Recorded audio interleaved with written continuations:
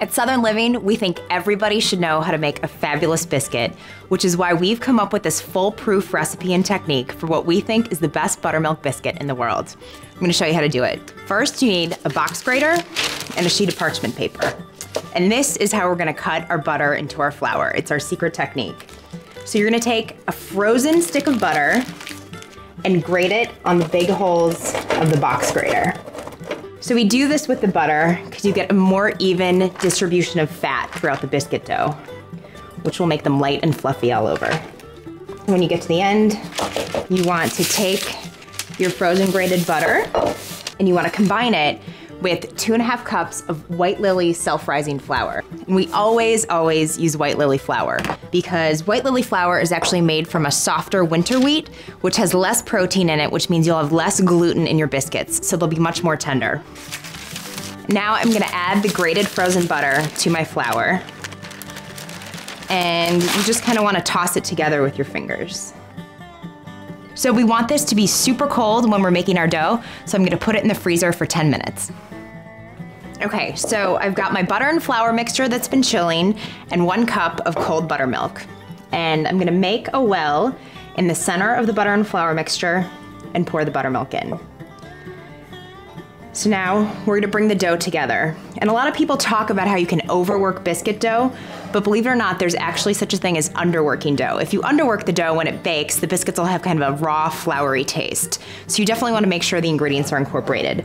And we found that if you do it this way and stir it 15 times, you'll have the perfect texture dough.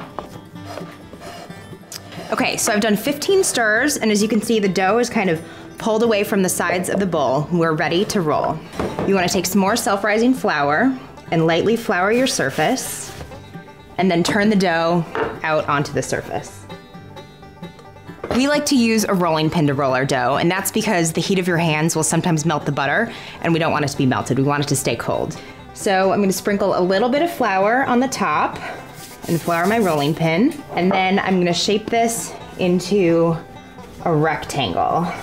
And then what you're gonna do is take the rectangle and fold it in half. And this is a layering process that will help the biscuits get lots of flaky layers. So I'm gonna actually do this folding process. I'm gonna turn the dough and I'm gonna do it 4 more times, so 5 times total.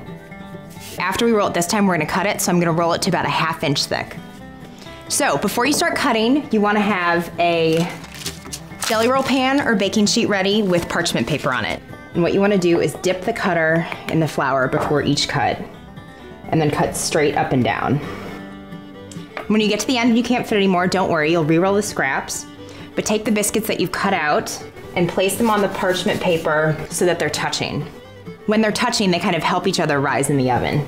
Okay, so we've got them on the parchment lined paper all nestled together, and I'm gonna put it in the oven at 475 for about 15 minutes. Okay, so these have baked in the oven at 475 for 15 minutes. You can see they've risen up and they look flaky and fluffy. And the last thing we're gonna do is brush them with some melted butter.